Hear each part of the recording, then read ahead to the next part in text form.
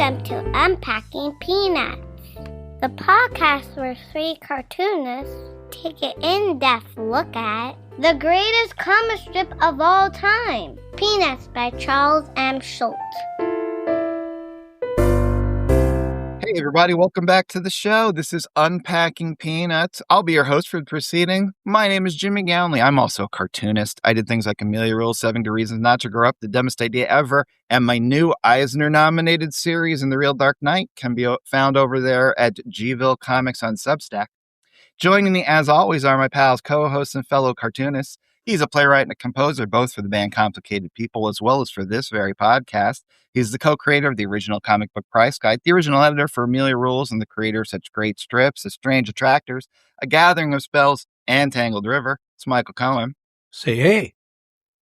And he's the executive producer and writer of Mystery Science Theater 3000, a former vice president of Archie Comics, and the creator of the Instagram sensation Sweetest Beasts. It's Harold Buckholtz. Hello.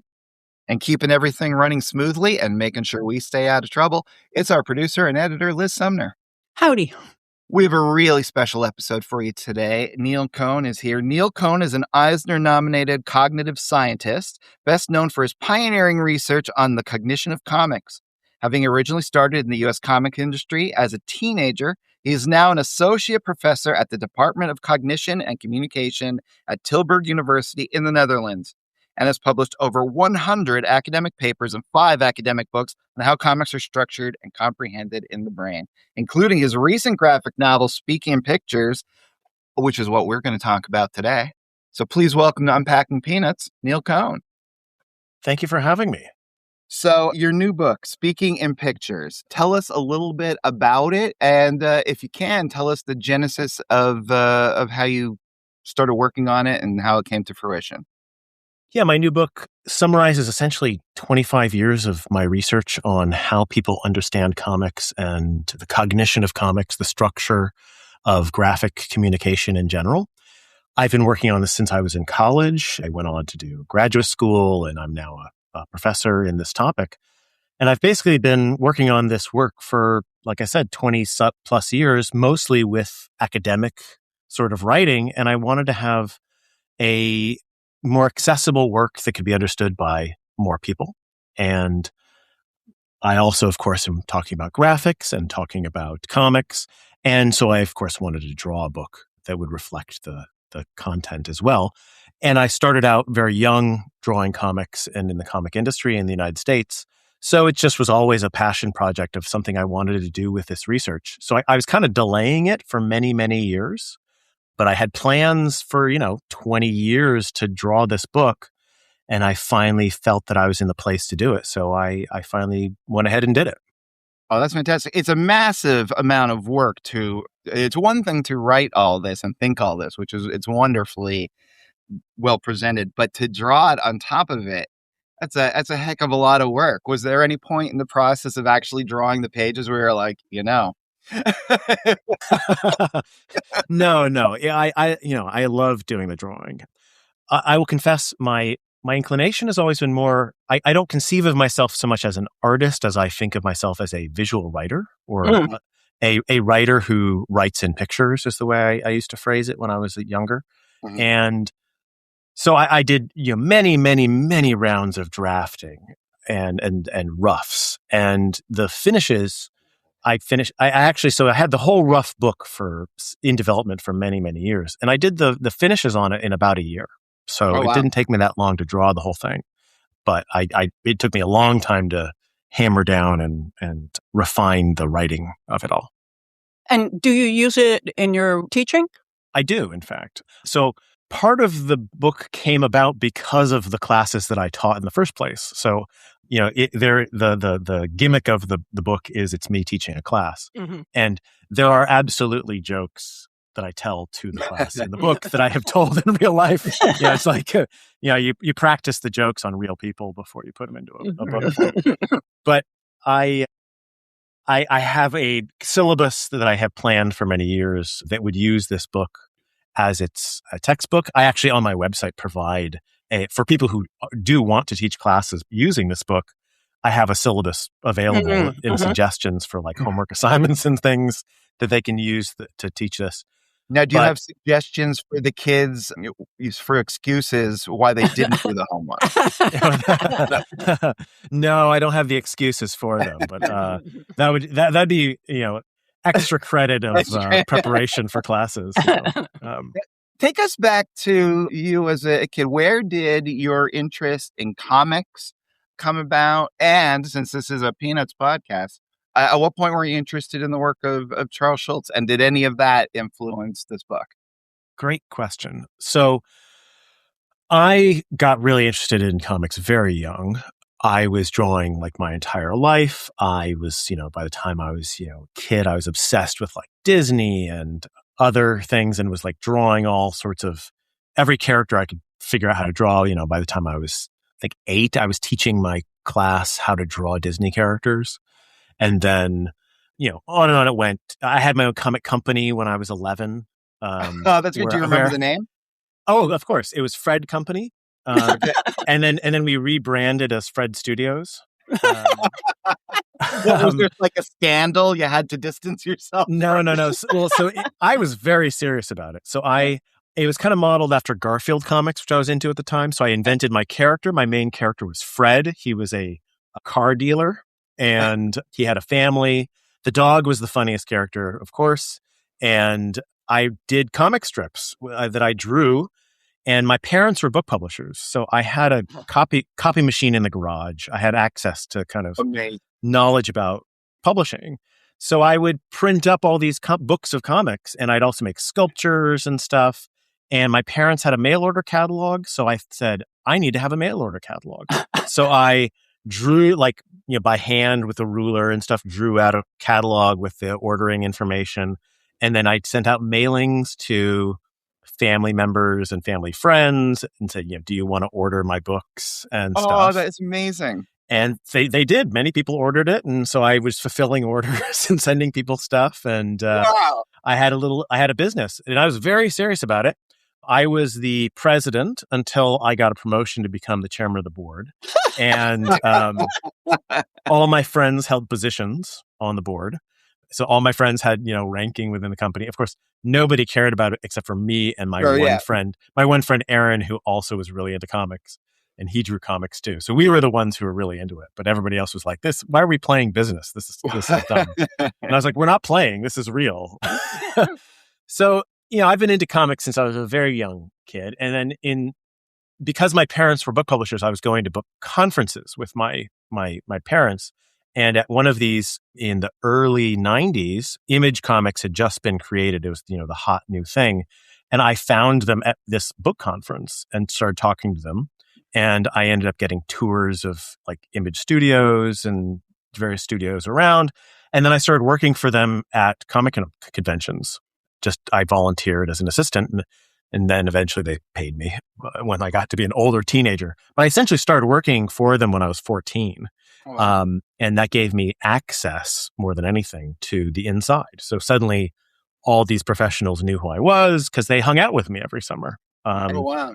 And that they, would give me advice on my craft. And it was like, suddenly I was on the inside, but I was a kid.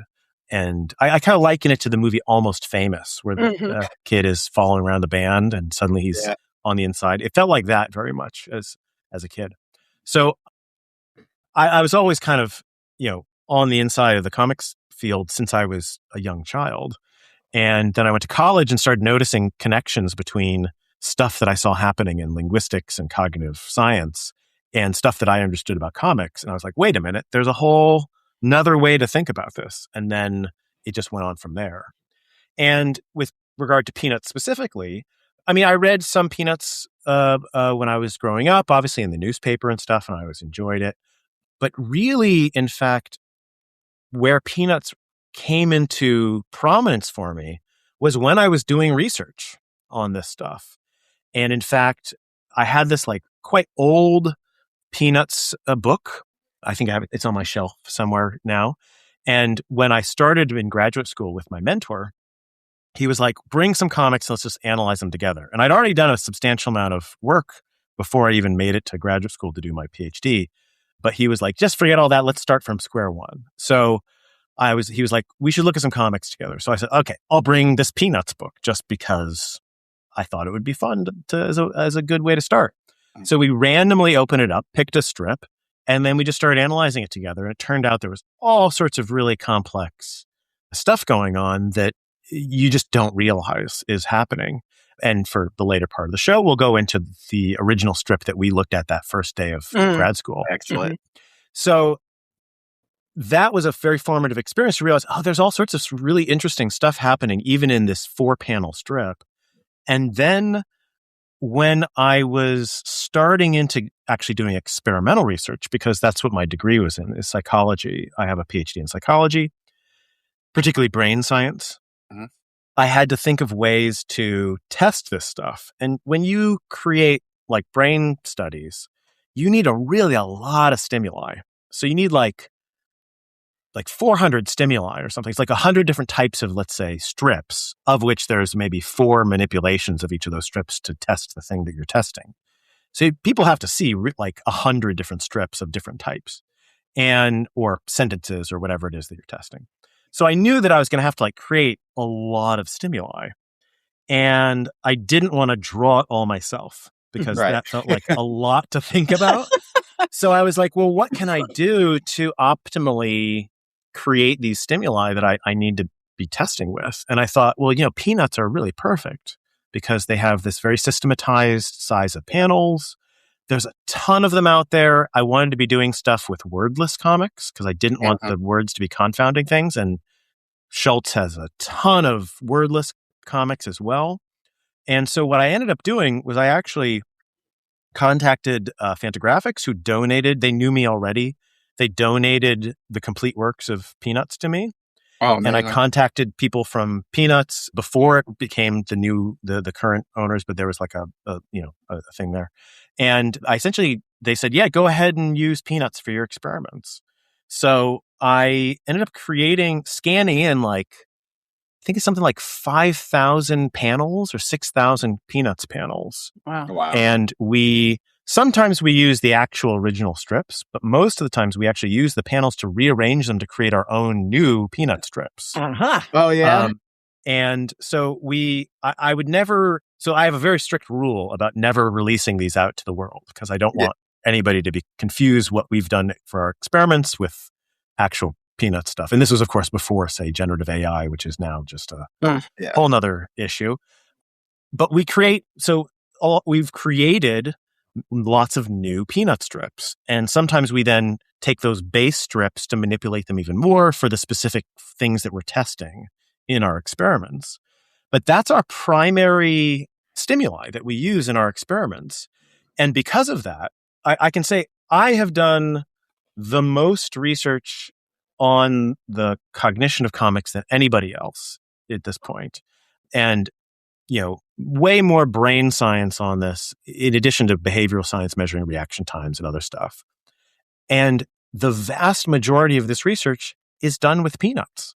That's amazing. So, in fact, most of what we know about comics and the brain is from using Peanut strips. That's so great. So, if you ever think of all the research that I've done and anybody who talks about anything that actually knows the literature on comics and the brain, the foundation of it is using Peanut strips. And we even do, kind of quirky things like through other sorts of methods, we've been able to measure like what patterns of sequencing of storytelling are used like in different types of comics around the world, say manga versus superhero comics versus comic strips. And, so we have then created patterns that are used primarily in manga, but we then create those patterns with Peanut strips. Oh, interesting. And what you actually find is that people's brains are modulated. Their brain response to these strips is modulated by the amount of manga that they read. Mm-hmm. So the pattern comes from manga, but they're not reading manga. They're reading Peanuts that have a manga type pattern, but their brain responds to it as if based on their experience with manga. So even stuff like that is using Peanuts, but it's, revealing really fundamental ways about how the brain works and how comics are understood in the brain. But yeah, Peanuts are the foundation of all of that. So I'm very grateful for being able to do that and using Peanuts, which is really great. And the other thing I'll say about that is that along the way, I end up reading really a lot of peanuts. Right. Because me and people who work with me have had to make these things. And through that process, you learn so much about what's going on in comics and the structure of comics, because I've had to engage with the source material for so long. And I've learned so much, and my theories have developed so much from engaging with peanuts at a very deep level in the process of this sort of research. So peanuts is really fundamental to the way that we understand how comics are comprehended. Well, that's incredible. That's really, really interesting. And how did you go from such a business orientation to linguistics? What was that like? Oh yeah, so I actually didn't plan on going to college. I was just going to draw comics, and I was already working in the comic industry, and I kind of was convinced to go to college to like not miss out on it. Yeah. And so because I was going to go to college, not really caring about, future career or something, I basically just studied what I wanted to study, which was at the time Asian studies, which I studied Japan and Buddhism primarily. But I had a roommate who was doing this new thing called cognitive science. And as part of it, he had to take a linguistics class. And I thought, oh, that sounds cool. Comics have language in them too. And I know everything about the images. So I should just, learn more about the language part. So I took this linguistics class with him because it seemed kind of fun. And then I was like, oh, wow, language is really complicated. And then I realized there's also some stuff happening here in language that really connects with the way I have learned about how the structure of comics works and the image part. And then I started realizing, oh, but some of the ways that people think about how, say, sequences of images are understood, like some things here don't work right. And I can use the tools from linguistics to solve some of those problems. And then I just kept obsessing about it, and I couldn't stop, thinking about it. And even though I was a comic creator, I'd always had kind of a theoretical mindset, a formalistic sort of way of thinking about my process. So it wasn't that far removed. And then it just became like I was obsessing over how comics worked even more than I was thinking about the comic that I was actively drawing at the time. Well, it's so interesting because like if you want to be a musician, you can pick up a guitar, play a piano and figure your way around it. And that's one way. But you could also learn music theory. Yeah. Right. And there's comic theory is so sparse a field, I mean, you got your Scott McClouds, you got your Will Eisner books. I mean, you're kind of marching into a field that really, I think you have a lot of territory to explore, because I think for a young artist, coming up now when there's hundreds of thousands of comics behind us, I mean, even just like since we were kids, right? But it's all vast. It's changed so much. It's a worldwide art form, like you're saying, with manga being constructed completely differently. So I think it's really cool and interesting, and that this is what you're doing. What's your hope for someone who is, let's say they're just starting their career in comics, or they're just, thinking about becoming a cartoonist, and they come across your book? What do you think? What would you say to them about it? I would say that if you want to learn kind of under the hood for what's happening, in the building blocks of how comics are structured and how graphics are structured, this book will tell you how things are built and how the brain is comprehending things. It's not going to tell you like how to draw comics per se. Right. It'll give you an understanding of like how people's brains might actually understand things. And hopefully I'm also going to reveal sort of fundamental things about just the overall mindset of how we think about graphics in general and like the learning process. So, there's a part of the book where I talk about how there's an overarching mentality about graphics that presumes that, graphics are a reflection of the way people see, and that you shouldn't copy other people's drawings and things like that. But really, if you look at the research, that actually cuts you off from the most important sources of inspiration and development, which is modeling after other people. Now, that's not to say you don't want to draw exactly like other people. Yeah. But it's more like you imitate with the intent to acquire, rather than with the intent to imitate, right? So it's like, if I say copy how Schultz draws, it's not because I want to draw like Schultz. It's because I want to pull in some things that he does into the way that I want to do it in the end. And that's just the way that language works too. So children, I have two very small children, one of whom talks, and, he's a sponge. He sucks up, anything that I say, I have to be risky because he's probably going to repeat it back. And that's also the way people learn to draw, but we don't conceive of it that way. And so you instead think about people kind of being on their own and just having to figure out all drawing themselves. But really, everybody's copying other people, and you are, again, copying with the intent to acquire and make it your own, not with the intent to be just like somebody else per se. I wanted to ask you a question regarding that. One of the most fascinating things in this book to me was that you were saying, we're being held back, we're holding ourselves back and losing a ton of people of using the language of a visual language that they would draw because they're told not to copy. Yeah. And that stunts people, particularly in the West. And I think you mentioned that copying is maybe more okay in Japan, in that culture. And I just wanted to ask you, so if that's true, is part of manga's appeal because it provides a more uniform set of visual elements that people have learned, and it's acceptable to use a set of elements that have been learned from everyone else, which creates a really rich context of that specific language that's used in manga, so that you're encouraged to learn the language, both to draw and to read, because there is a language with a ton of content inside of that language, or because of that language. Is that, am I making any sense with that? You are making really intriguing. You are making exact sense, and I think Harold, there's a first time for everything. I think that is exactly correct. So I think everything you just said is a great way to think about it. So I think in Japan, there is not this prohibition on imitation, and children generally draw manga while growing up and imitate. And even Japanese people who say, "Oh, I can't draw," and then you ask them to draw, they draw like manga and they do it quite well, because it's just part of their cultural upbringing is to engage with the visual language used in manga. And I do think that manga end up having a lot more systematic structure because of that, because they are sharing and conventionalizing things. I can mention, we actually had just finished a very large 5-year project. It actually lasted longer than 5 years, but the money came in for 5 years for the grant project. And in it, we annotated the properties of 1,030 comics from 144 different countries. And we have over 1 million annotations. So we have lots and lots and lots of data now about the properties of comics from all over the world. And manga are always, from no matter where they come from not just Japan, from global manga.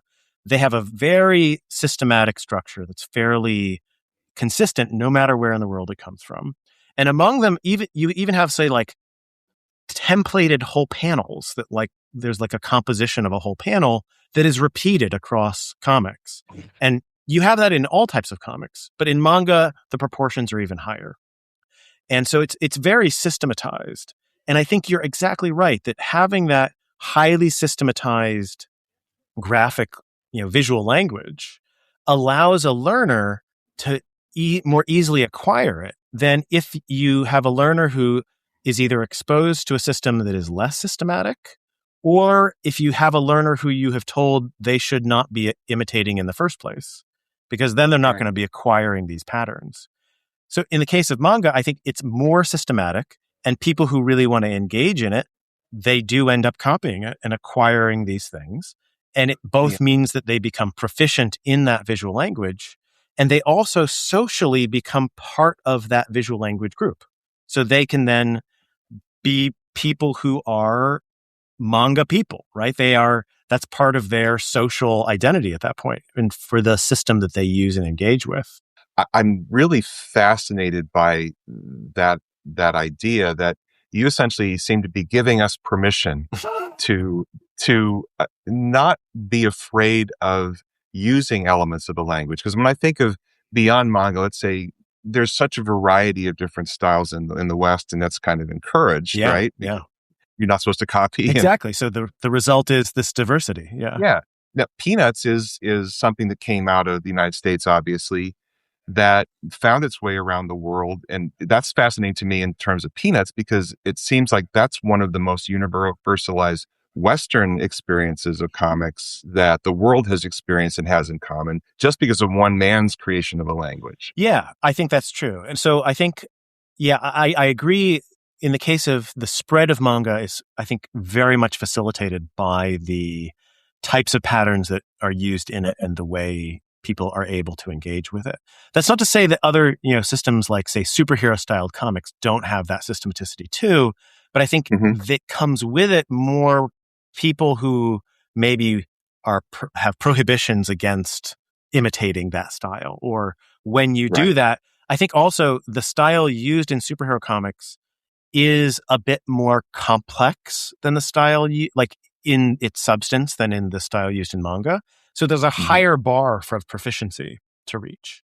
And I'm guessing they're also, because of, again, the kind of internal rules that we've set for ourselves, there are more people trying to not just use the established language that we have in common, but to try to do something different to add to that language, which makes it more complex. Yes, absolutely. And maybe harder for a new person to come in and integrate all those things. Absolutely. And in the context, so I think all of that is true. And in the context of strips, part of the economics and whatnot of strips is people have to have a very clear identity for their strip. So Schultz has a very clear style to Peanuts, and you wouldn't be successful if you had strips that looked like Peanuts, because then everybody would go, oh, that's the same as Peanuts, come back with your own style, because of the anti-imitation notions in the Western world of considering graphics. So comic strips all have to look different. Some of them may have overlap given who influences who, but they have to be really distinctive. And so you're not going to have a full visual language that looks all like Peanuts. You might have something that has the same patterns that are used, but the graphic representations end up having to be very different. And I think, different people have different ranges of proficiency. So the strips that we've used in research and really looked at the most are Peanuts and Calvin and Hobbes, which are highly distinctive, but also fairly rich in their structure, compared to other creators who might not be as exploring as rich, creative, structural things, is the way I'll put it politely. Well, this has been great so far. I cannot wait to get into more details as we discuss these strips. How about we take a break right now and then come back with more Neil Cohn? Sound good? Sounds great. Thank you very much. Okay. We'll be right back. Hi, everyone. We love it when you write or call to tell us how much you enjoy the show. But don't just tell us. Tell your friends. Tell complete strangers. Share your appreciation in a review. It doesn't have to be on Apple Podcasts. 60% of you listen on other apps. Some of those apps have review sections. Think of all the poor Peanuts fans out there who haven't found us yet. There are review instructions on our website at unpackingpeanuts.com/spread the word. Thank you for your support. All right, so we are back. Now listen, guys, this conversation kept going during the break. All I wanted to do was get a drink of water, and they're already in this deep conversation, and I said, hey, how about we record this? So guys, what were you talking about? Yeah, well, I was just asking Neil, when you read this book, and I encourage anybody who's serious about comics and how comics are structured and why they are the way they are, Neil is the guy who's pulled things together from multiple academic fields. I mean, this is super rare that we have someone who has done this. And in knowing all these different fields that most people don't know from an academic level, you're pulling things in. There's like, we now know this about this aspect of visual language. There are all these misnomers. And so I have to pull from what's been proven in this field and this field and this field and this field to get rid of some of the placeholders we've had that are not quite perfect in describing things, so that we can get this unified theory of what this visual language using comics is all about. How do you deal with that? And how has the academic community accepted you? And what's your process been like to get the word out about what you're sharing? Yeah. So, I mean, it hasn't been easy. I can say I had to apply for graduate schools for many years unsuccessfully before I could even get into graduate school. It took me also quite a long time to get a job as a professor as well. So the path has never been easy. And, my mentor always said, you don't want everybody to think you're only doing dessert with no main course. So part of the whole task is making people realize what is relevant, that this is all relevant for them. So say cognitive scientists or cognitive neuroscientists or linguists, why should they care about comics? And you have to say, well, actually, you're going to reveal all these things about the nature of language and the brain by studying comics. And actually, it tells you all sorts of really fascinating things that you didn't know about because you were only looking in your constrained viewpoint.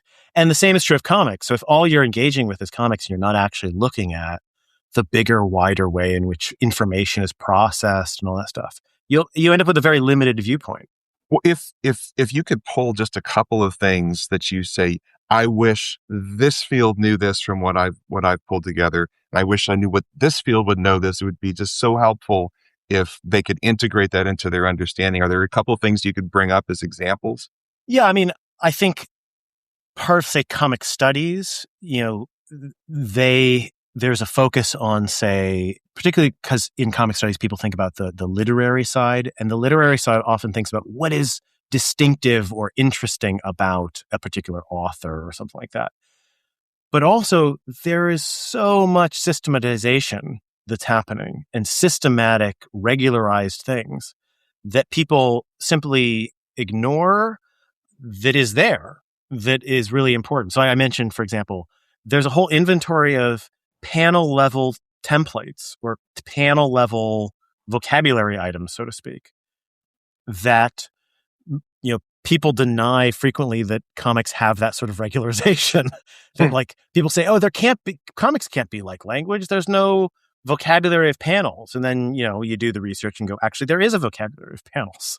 And in fact, if you look at language studies, it says there's a whole range of things that can be either systematic or kind of novelly produced. And this is part of language also. Not everything is a systematized vocabulary. So that sort of thing really could, I think, enlighten people about, what's happening. And it's okay to have things be patterns. Patterns are not the enemy, because I think ultimately what you do with those patterns as an author is more interesting than the patterns themselves oftentimes.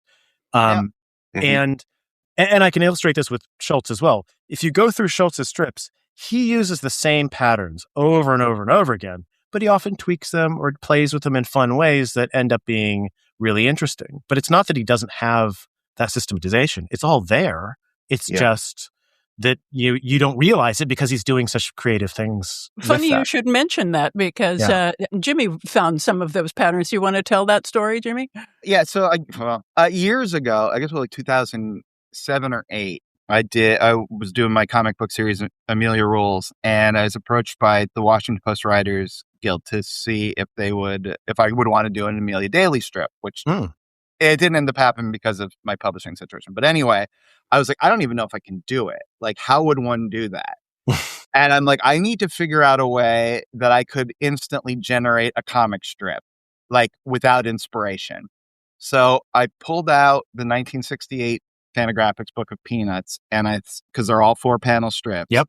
And I figured out, all right, how many different formats did he use? All right, there's one, the punchlines in the last panel. There's the punchlines in the second panel. There's a silent, I figured out there was, I think, 13 different, joke formats within those 4 panels that he had just done in that year. And then I put together, we don't need to get into all that.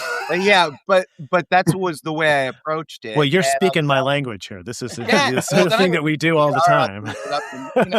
Spreadsheets and, all sorts of stuff. Oh, I figured out all the things I could write about, all the themes, all the characters, all the various situations. And basically then you could roll up a strip and only have to come up with the joke, Right. Yeah. And we did it with our Patreon supporters and had a blast. We came up with some really, really good peanut strips. Nice. Well, I think a lot of times, an artist, I think where they get stuck, when you're a kid and you're coming up and you're like, I want to be a cartoonist, and you're influenced by the surface style. But what does flummox you, and what there is, like I was saying earlier, there's so little thought of is what is under the hood. And it's Right. what I think there's going to be a certain type of kid, and kid meaning someone up to 50. Yeah, at least. Yeah. Yeah, well, yeah, I'm 54. A certain type of person who is really going. This is going to be one of those books that turns a switch and makes them see things differently and think about their own work differently. Yeah. Well, I certainly hope so, because for me, understanding comics was that for me. I read it when I was 16, and it blew my mind, and I was just obsessed with it. And then, I've known Scott since I was 18, actually. Wow. And he's been very kind to me, and I really love him. But I was always hoping that, doing this work for so long, I always intended to do my own drawn book. I had to do other things before I could do that. And part of the reason why I waited is because I wanted to, within academic circles, legitimize the sort of work that I was doing, so that people couldn't just say, well, oh, that's the comics guy, and here's this drawn book, and we don't take that seriously.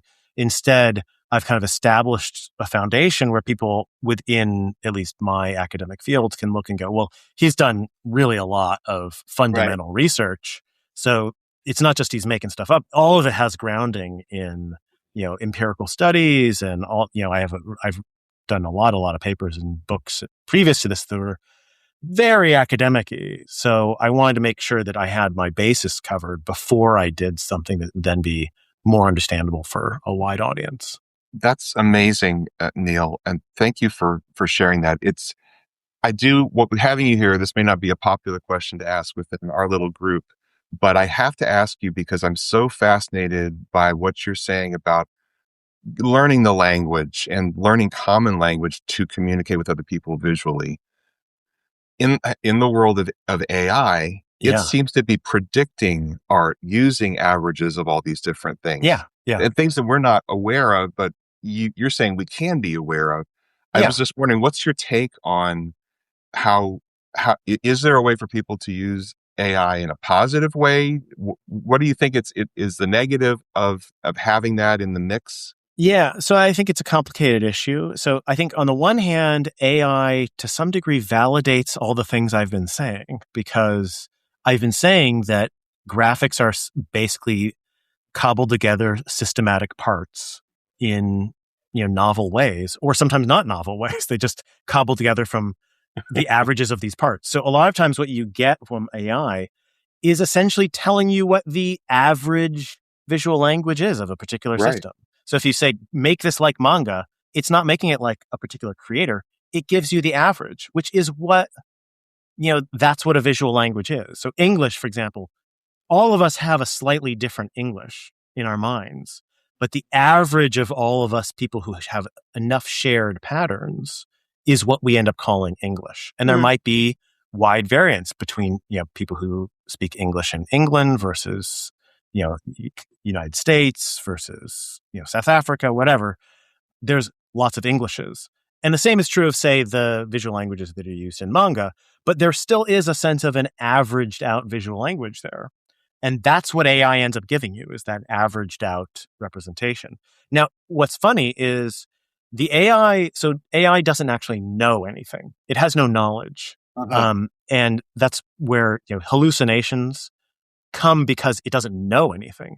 So where you get weird images sometimes is it's using these things in a predictive way for placing what I would call a schema in the place that it thinks it should be, but it doesn't know that. So like you get images where the top half of the character and the bottom half of the character are facing opposite directions. It's like the feet are walking one way and the upper body's walking another way. And that happens because it doesn't know that legs have, there's a direction of motion. It just knows, add the leg schema underneath the upper body schema. And that's the way I've argued the way all of graphics work. It's just when you are drawing as a human, you know which ways bodies are facing. Right. So you don't make those sorts of weird errors, right? But the AI doesn't know things. It just knows, okay, predictively, these things go under these things, but it doesn't know anything about direction or anything like that. It has no knowledge. So I think to some degree, AI is validating a lot of the things that I have argued about. At the same time, it is built on the back of other people's labor.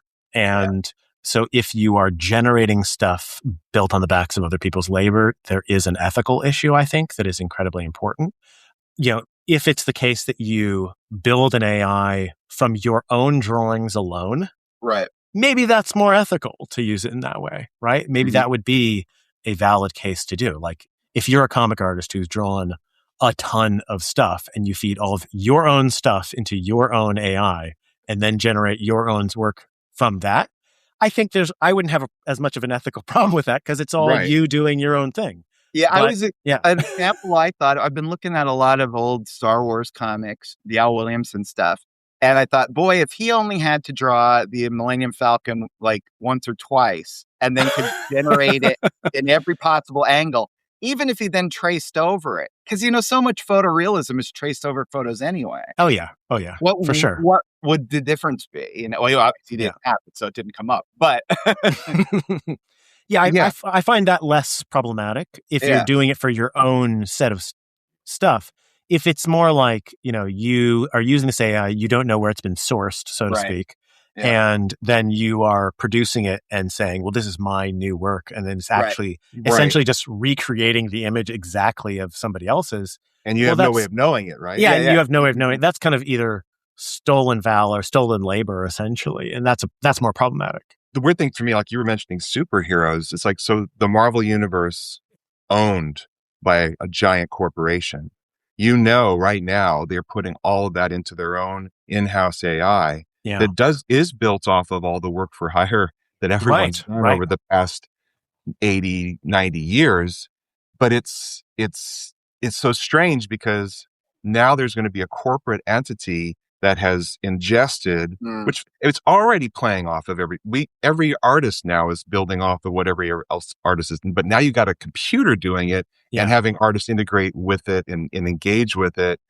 I don't know where that's going to go in a corporate perspective. It's just really wild. I can see, there's two parts to that, I think, with the corporate side. Like you could imagine Marvel just like feeds all of its, everything into an AI and then just decides, we don't need to hire artists anymore. We're just going to generate everything based on what we have. And then you have the average Marvel visual language dialect that's the average of everything they've ever done.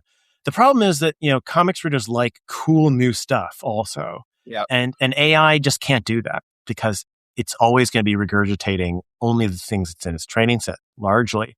And it's not going to push the boundaries of things, right? Won't there be like a huge feedback loop when the world is flooded with AI-generated images? Won't AI start seeing those images and try to pull from those? Yes. More wonky?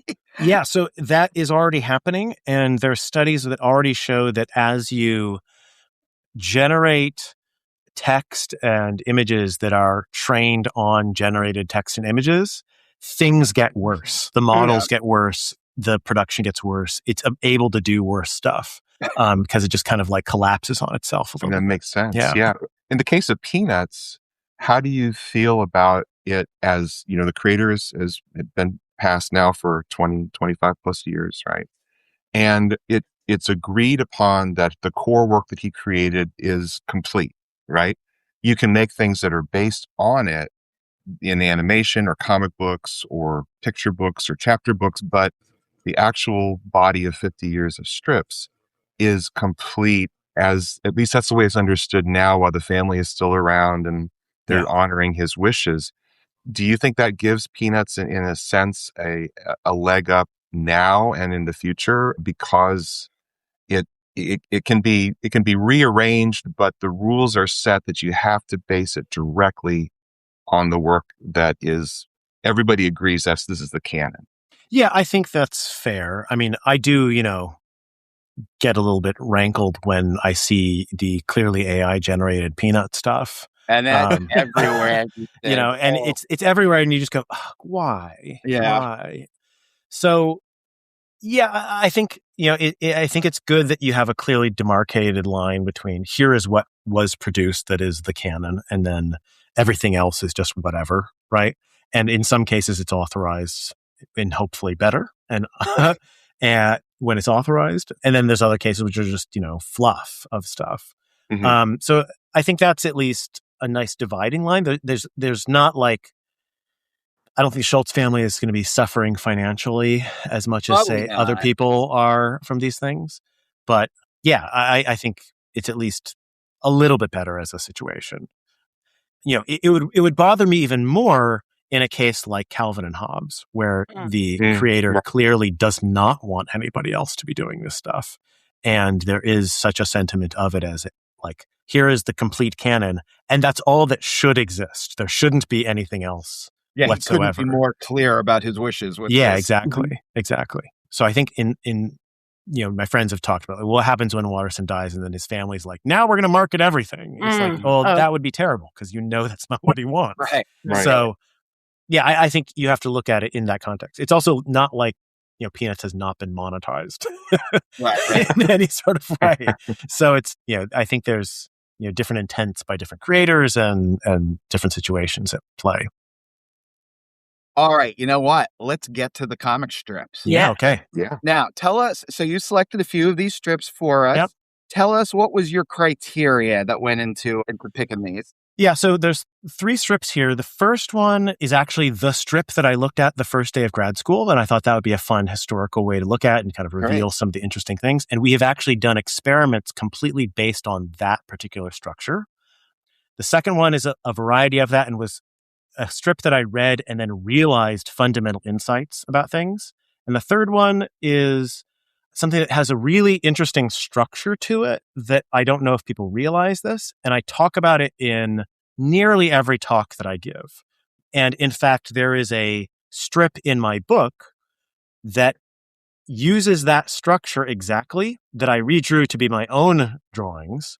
And if you read the footnote, the end notes, you'll see that I actually reference this strip and say, I drew this strip, but it's really based on this Peanut strip. Oh, that's amazing. Very cool. So that's why I chose the ones that I did. Awesome. All right. So we're going to read these strips. And hey, if you characters out there want to follow along with this, well, what you got to do is you got to go over to unpackingpeanuts.com, sign up for the Great Peanuts Reread. That'll get you 1 email a month. That'll let you know what we're up to on this podcast so you can follow along with us. So you do that. Well, we start here with March 18th, 1960. Okay, so Charlie Brown and Snoopy are out in a field somewhere, and Charlie Brown has a ball, and he is rearing back like he's ready to throw it, and Snoopy is ready to pounce. In panel 2, Charlie Brown tosses the ball, and Snoopy takes off. Then we have a nice silent panel, Charlie Brown waiting to see Snoopy return with the ball. And then in the 4th panel, Snoopy returns the ball as only he could as a beagle copter flying in, using his ears as the rotors. All right, now why'd you pick that one? This is the Big Bang strip for you here. All right. Yeah. So when I started grad school, I came to my mentor. My mentor was a guy named Ray Jackendoff. He is actually quite famous linguist. He was kind of known as the most prominent student of Noam Chomsky's.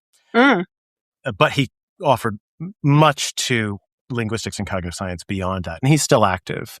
He's in his 80s now, but he's still writing books and papers and whatnot. And so he also invented the field of music cognition. So he had a history with branching out and applying his knowledge of stuff from cognition and language to other domains. And so that's one of the reasons I ended up working with him. So when I first went to my first meeting with him, I brought this Peanuts book, and we just opened at random, and we were like, oh, this strip has no words. Let's look at this strip. I didn't have any plan about it. It was just, let's look at this. So one of the things that's really interesting about this strip is not just what you see, but what you don't see and where you don't see stuff and how. So in the first panel, like you said, Charlie is reaching back and Snoopy's kind of waiting. And you see both Charlie and Snoopy. In the second panel, Charlie throws the ball and you see motion lines following Charlie's arm to indicate that he threw the ball. And you see motion lines of the ball and motion lines of Snoopy leaving the panel, but the motion lines end at the end of the panel and you don't see the ball or Snoopy. So you already don't see characters, but you know that they are there. They're just off panel. In the third panel, let me ask you, what is happening in the third panel in the larger scene? What happens at that panel? If you were in the world, you would be seeing Snoopy picking up the ball and, bringing it back, right? Yeah. So, but we, the reader, because we don't see it, I think that's why we accept Charlie Brown standing there stoically. Exactly. And there's actually ambiguity because you don't know if Snoopy is retrieving the ball at that moment or if he's retrieving the ball in between that moment and the final panel. Or if he's not retrieving the ball at all, if he's just run off. He could have split. But you do know by the last panel that he retrieves the ball. So is that retrieval happening kind of in the moment that you don't see between those, or is it happening at the moment of that third panel? So there's ambiguity there. So that's really interesting. And the fact that you can have a panel where somebody is just watching something that is happening off panel is also really interesting. So this comes to something in linguistics that we call inference, which is filling in information that's not provided in the signal that you end up having to know in order to understand something. Now, in McLeod's work, he would talk about closure and like understanding in the gutter, but that's actually not true. So I can say people don't fill in the gutters. That's not something that happens. What you do is you take information from different panels and you look back and you make connections between the content between things.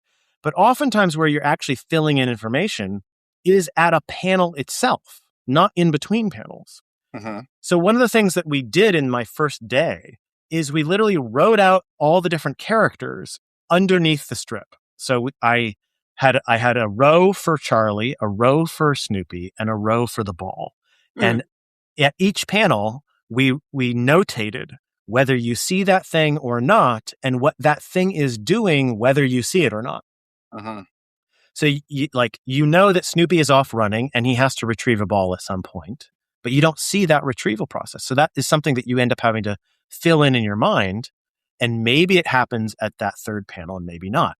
Now, it changes if you were to have a bubble there where Charlie looks identical. He has this stoic look, but you have a bubble with an exclamation mark. Now you know that Snoopy has retrieved the ball at that panel. Right. So all that changes is this exclamation mark.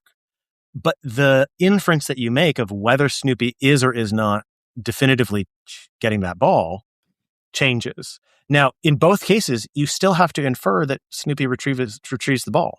The inference is the same. It's just you get a slightly different cue in the surface of the image. And that's really fascinating, that you can change how people know what happens and when based on very small, subtle cues, even though it's all still inferred. And I have subsequently done this exact pattern in a study measuring people's brains, where the primary comparison was strips that had, I think I actually showed this exact strip in that experiment. And then the modified version of it would have just a bubble with an exclamation mark in that panel. So, and what you see is the brain does differ at that moment. It does different sort of processes based on whether you know that thing happens at that moment versus whether you don't know if it happens at that moment. And then at the next panel, the brain also does slightly different things depending on how it has to look backwards and based on whether it knew that information previously or not. Can I interject something? Yeah. Do people actually read this sequentially? Because I certainly don't. And maybe this is just something particular to comic strips, but I cannot help see that last panel before I read anything. Oh, interesting. I mean, it's not possible for me unless you projected these panels one at a time. I read the strip, especially when it's wordless like this. I just see it as one thing. Could that be because it's Whirly Dog? No, it's not because it's Whirly Dog, because I also have comments about that. No, I don't think people would read this strip, panel 1, and not look at panel 2 and not peripherally looking at panel 4. I could not do that. Yeah, so I can tell you a little bit about that. So in our brain studies, we do present things one panel at a time because we want to be controlled about what people are seeing and when. And also because eye movements contaminate brain data, because we particularly are measuring the electrical activity of the brain, and muscle movement also generates electrical activity. And so you get sort of interference from too much eye movement. So we try to isolate each panel because of that. But if you present it all at once, people's eyes do move around quite a lot. And generally people do follow, the linear order, but their eyes do bounce around quite a bit. And there's actually a recent study that just showed that people do use their peripheral vision to kind of get information that's upcoming in their peripheral vision. So that's not unheard of. And different people have different ways of going about the reading process. But generally people read it in the same order, but they do use peripheral information and they do bounce back and forth. So you may, quickly read through the whole strip, get to the last panel, then bounce back and forth a bit as you're then putting it together in your mind. Yeah, that's what I would do. Yeah, and that is something that happens. Yeah. Also, outside just the visual information, there's a matter of time. The fact that we know this situation because we've seen it before. Yeah. And so part of the information we're getting is the fact that we know Snoopy hates this fetch thing. He finds it insulting. And that changes the entire reading of this thing, because when you get to panel 4, Snoopy is going, nya, nya, nya, nya, nya.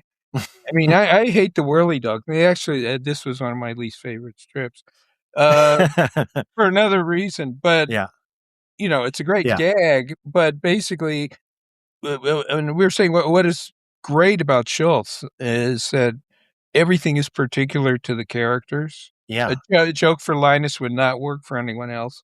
Right. This would not work if this was Farron, because Farron, we don't know anything about Farron's history with, fetching. Right. But we know Snoopy's history with fetching. So that's true. However, I will say this exact same structure of a strip occurs many, many times in Peanuts, including in the first weeks of Peanuts.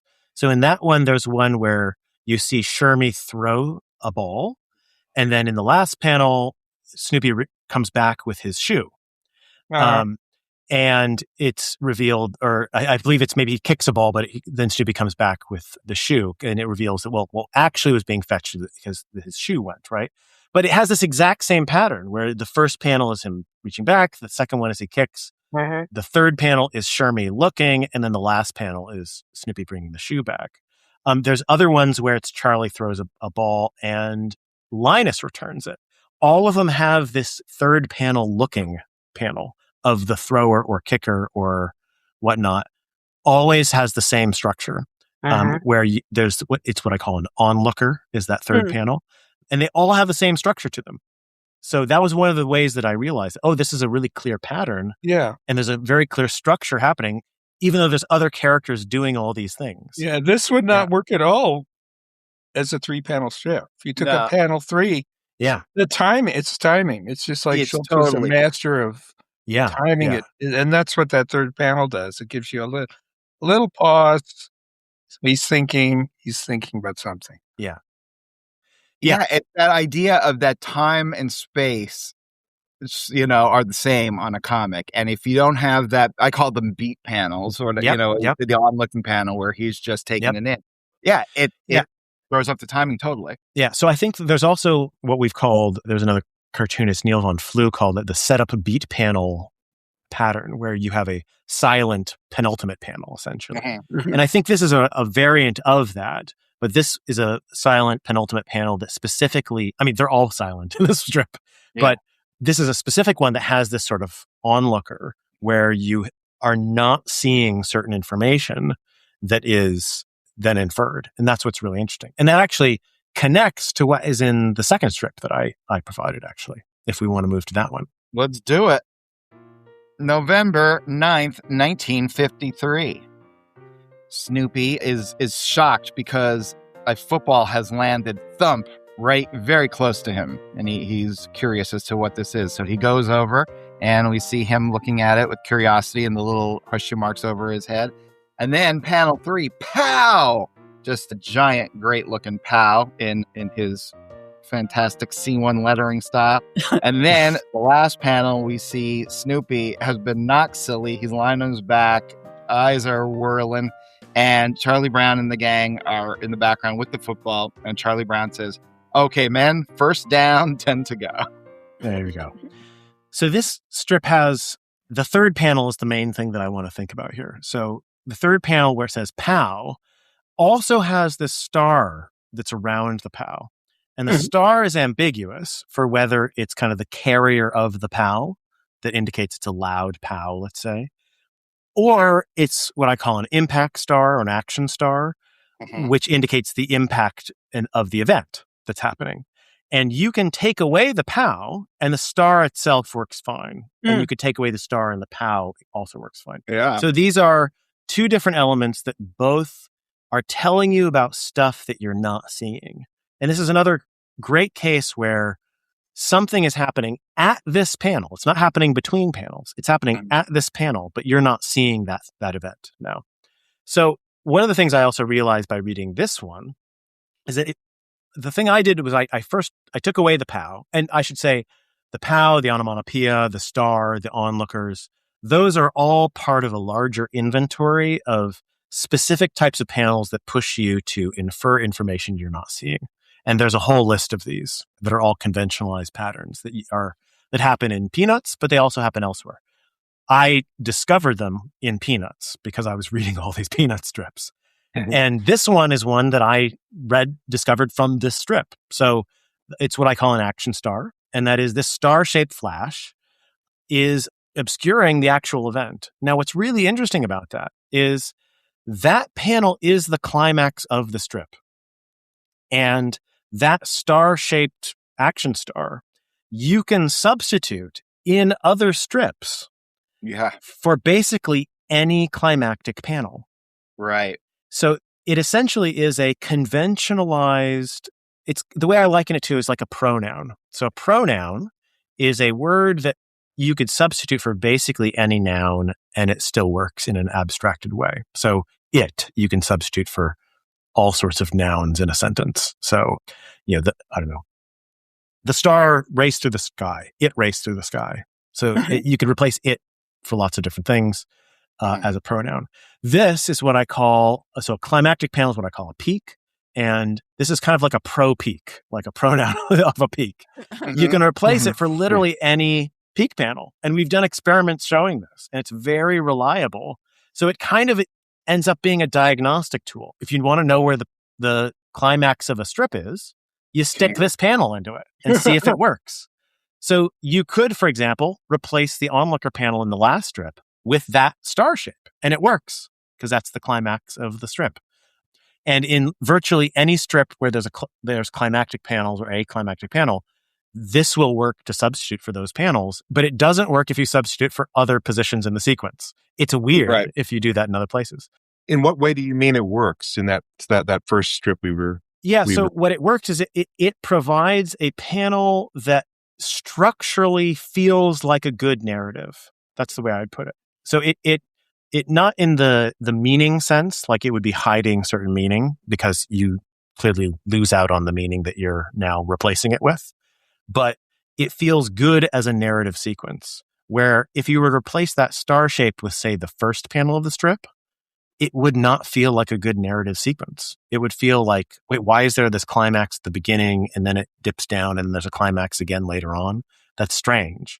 So it kind of reveals to you that there is this structure of a narrative arc that's happening in strips, and sometimes complexly with different sorts of organization. But it feels like a good sequence. Let's put it that way. Are you saying then, Neil, that if you use POW in that first sequence that we just went through with the whirly dog, if you had to place it in one of those four, that would be the most satisfying way to place, even though it doesn't make sense. Exactly right. Exactly right. Yeah, it's like an identifier. I obviously never thought about that way. This is brilliant, Neil. But when I was doing that, that thing for Washington Post, so much of it was identifying the climax panel. Yes. And realizing, yes. oh my gosh, that's how he gets such variety out of the humor, because he moves that POW panel all around. Yeah. So technically, actually, the strip we looked at previously is a little more complicated because the third panel, the onlooker panel, is fairly passive. Right. If you replace the star shape for that, you kind of push it to be the climactic panel. But it could also be that you could insert the star shape between the third panel and the fourth panel. And that, which would be the case where the retrieval happens in between those panels rather than at the third panel. So there's a little bit more ambiguity to it because of the nature of that particular strip. But if you have other strips where there's just a climax, you can replace that star shape for the climactic panel. And it feel the flow, let's call it. The narrative flow feels good, even though you are missing out on information. And it's a non sequitur, you could say, in that first. Somewhat, but I mean, it simply pushes you to infer the information that you're missing, is what it would be. Yeah, and I feel like it's almost like the star panel almost maybe works better than the star with the POW, because the star is slightly more abstract. I would get rid of the POW part. Get rid of the POW part. Because then I get what you're saying totally, because moving that panel, the star panel around, will tell you the structure of the joke, right. And then you can recreate it however you want with your characters. Yeah, that's really brilliant. Great. Yeah, that's good thinking. So that is you might go someplace. You might. Thank you. So I have this whole theory about the architecture of narrative, which we'll talk about in the next strip as well.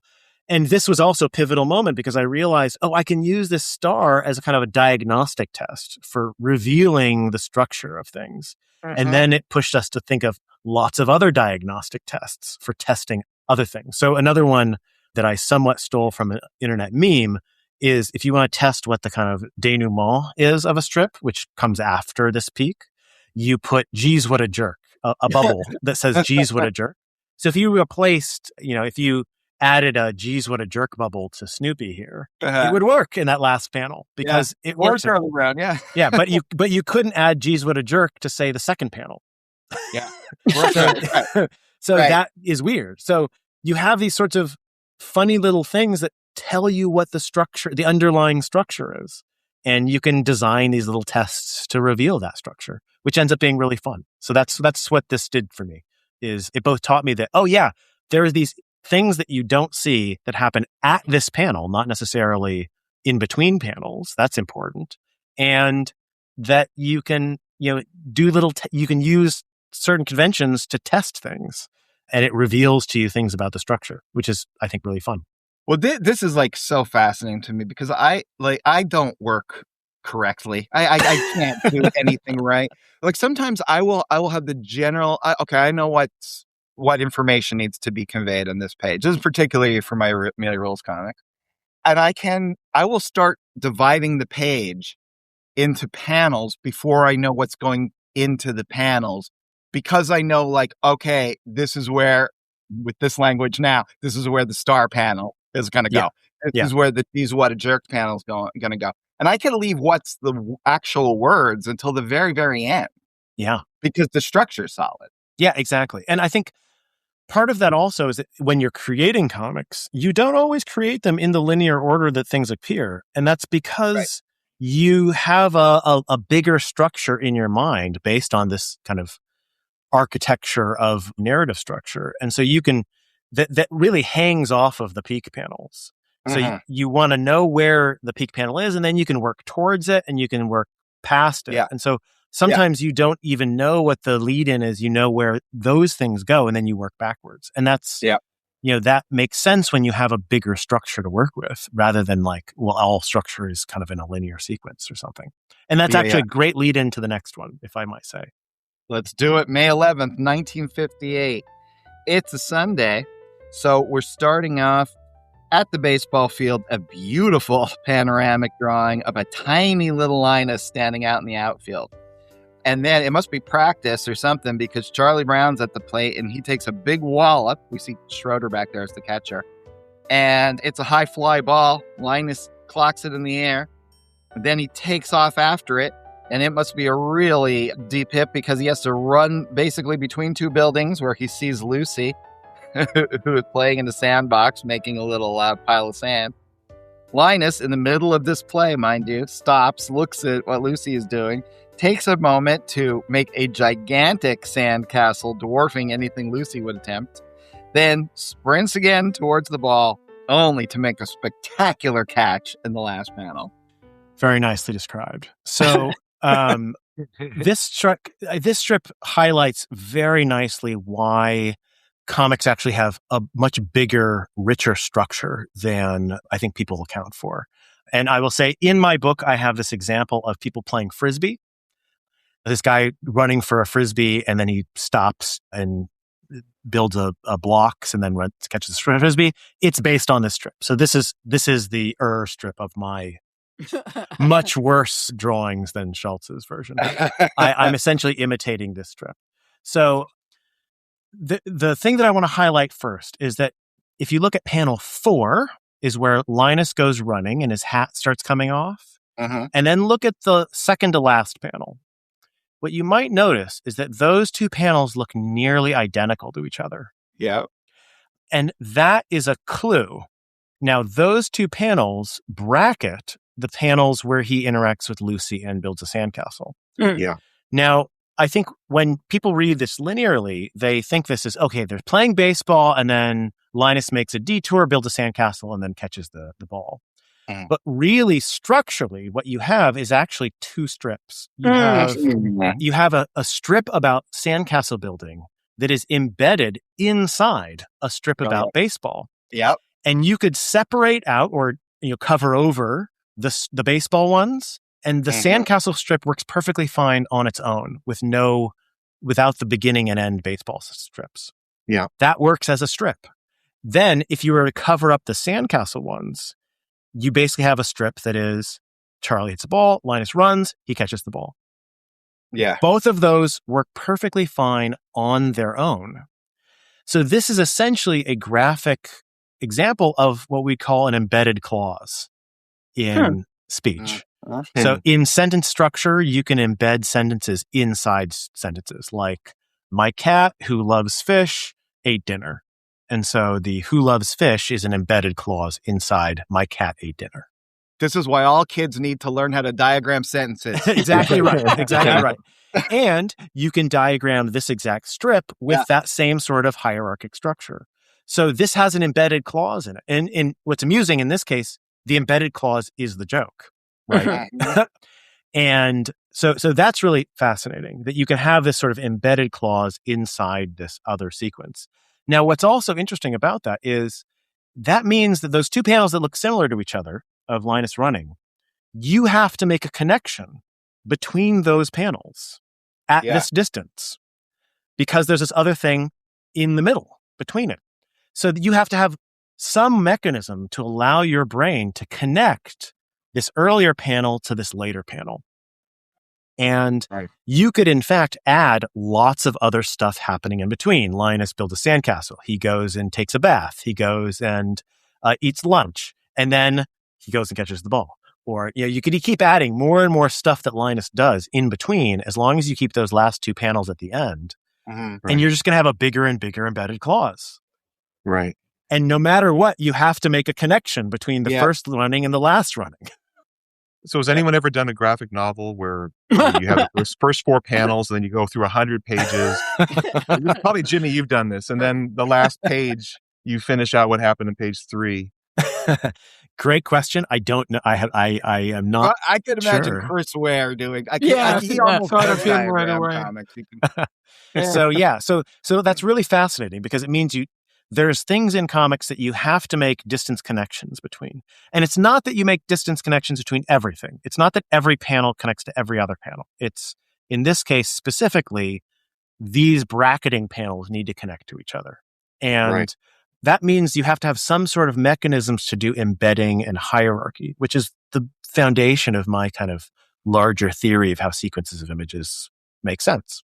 And so it's a really important structure. And the notion of embedded clauses is actually really fundamental to the way we understand language. And many people have argued that this is this is a language unique phenomena, is to have this sort of center embedding phenomena. And here I'm able to say, well, yeah, but you also have it in comic strips very clearly like this one.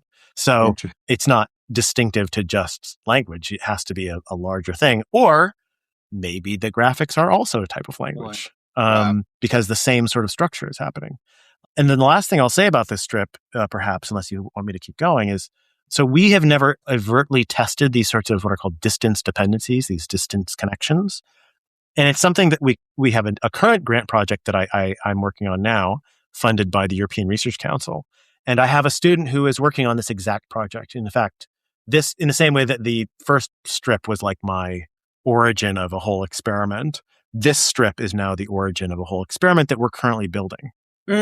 So we will be testing this with brain studies within probably the next year or so.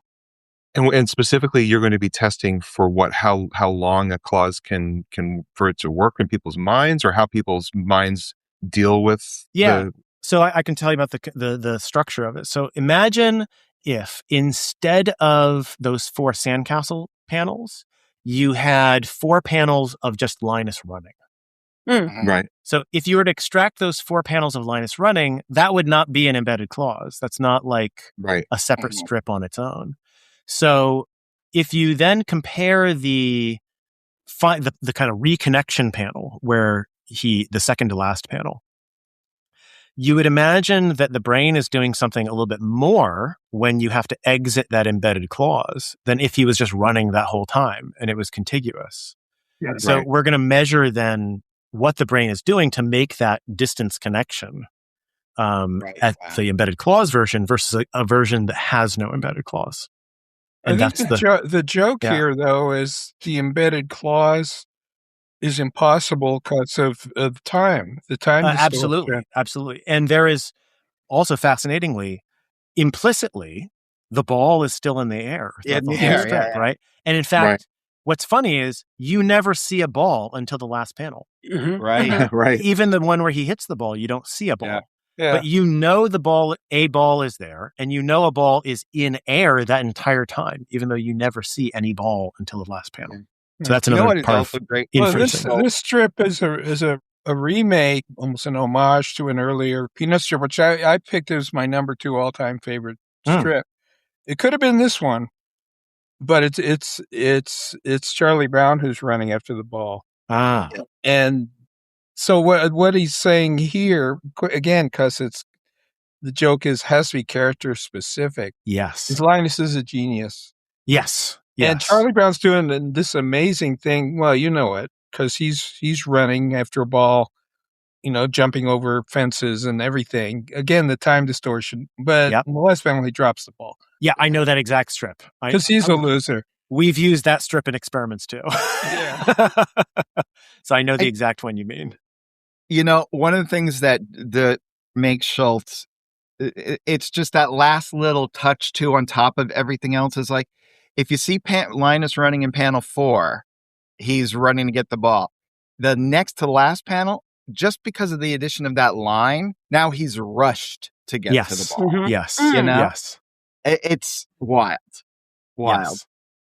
Neil, looking at this, we've talked about comic strips and comic books being particularly tricky for an author to get humor across to people because the timing can often be reliant on the reader. And a lot of, like, if you watch an animated film, just the removal of 4 frames can make something so much funnier. Whenever the coyote hits the bottom of the cliff, they said they timed that out, and they figured out it was 18 frames from the time he disappears to the time the cloud of dust appears. Nice. We don't have that. We don't have that specifically in comics. And there's been conversation about how hard it is to make something fairly universally funny with comic strips and comic books because there's so much that's reliant on the reader to get the timing to make them laugh. And yet, I think Schultz possibly does this better. He makes the choices that almost force every reader to have the same experience. And I would love to see somebody do an analysis of how to set up a joke in sequential panels that will give you the greatest chance of success for the most people to find something funny, because it's something that I've never really heard even discussed among other cartoonists. Like, there's so many ways this strip could have been done. What if the last panel, instead of those last two panels, what if he's just down there finishing up the sandcastle and he holds out his hand and the ball drops into it? Right. That somehow is less satisfying, because Yes. you're saying he's setting something up. The ball we never saw, the loss of the hat, the he's got the sweat marks coming off of him. Like he knows he's got to get it done so he can finish it. Yeah. So I think part of what's essential here that you're alluding to and that we've all discussed throughout this time is kind of how an author provides or withholds information. And that's also key to humor, is what are you saying overtly?